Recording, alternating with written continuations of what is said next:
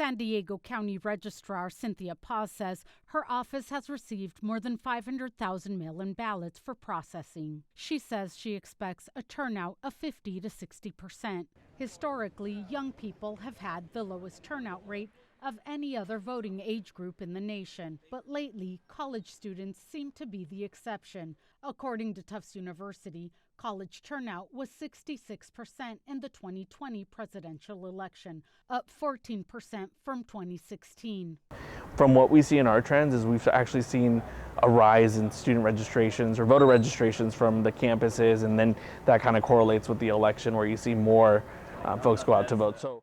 That's Alfredo Barcenas, the director of student governments at UC San Diego. He's seen a high demand for student voting resources and a jump in voting in the last elections. Is there going to be such a large number as to the general election? I don't know, and maybe not so, but you are definitely going to see a bigger turnout this midterm. Almost every single student we approached voted, is planning on voting, or is voting now, like 20-year-old Alex Patterson. I would say it's pretty important. It's, the only way we really have to make our voice heard. Then there are the few eligible voters like 20-year-old Daniel Ramirez. I would like to vote because I feel like it's like the thing to do, but I'm not sure if I will. Who say they're tired of the rhetoric. The way that everything is so,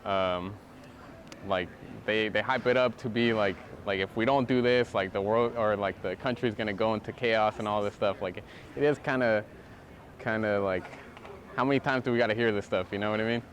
Patterson says he gets that too. I would say I'm sympathetic towards the idea that, you can't really accomplish the change you want under the current system, but, this is the best chance that you have at enacting change, so.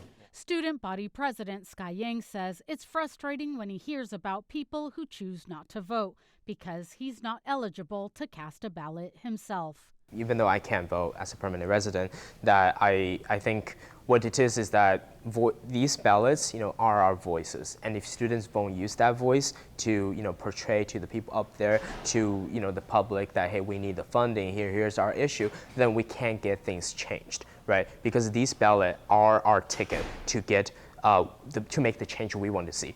Voting centers at UC San Diego and around the county will remain open until 8 o'clock tomorrow night.